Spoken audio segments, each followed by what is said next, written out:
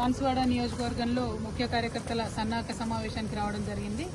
దాంతోపాటు మరి బాన్సువాడను బంగారువాడగా చేస్తూ దాదాపు 10 నుంచి 12,000 కోట్ల పైచిలకు అభివృద్ధి కోసం మనము నిధులు ఇక్కడ గత 10 సంవత్సరాల్లో ఖర్చు చేయడం జరిగింది. అయినా సరే మరి ఇక్కడ పోచారం శ్రీనివాస్ రెడ్డి గారు ప్రజలను వదిలి మరి అధికారం కోసం పార్టీ మార్గం జరిగింది. సరే మరి కేసీఆర్ గారు ఏం చేశారు బాన్సువాడలో అని చూపిద్దాం తెలంగాణ ప్రజలకు ఇవ్వాలని ఈ పర్టికులర్ మంజీరా నది మీద కట్టినటువంటి చెక్ డ్యామ్ దగ్గరకు వచ్చినాం. ఇట్లాంటివి ఈ నియోజకవర్గంలో 4 చెక్ డ్యామ్లు కట్టినారు. దాంతో ఒకటి హ్యాండ్ షేక్ చెక్ డ్యామ్స్ లాగా 4 చెక్ డ్యామ్స్ కట్టడంతో ఈ ప్రాంతం అంతా కూడా సస్యశ్యామలం అవ్వడం, ఇక్కడ జల వనరులు, నీటి ఊట, మరి వాటర్ టేబుల్ పెరగడం, దాంతో అద్భుతంగా పంటలు పండడం అనేది మనం చూస్తూ ఉన్నాం.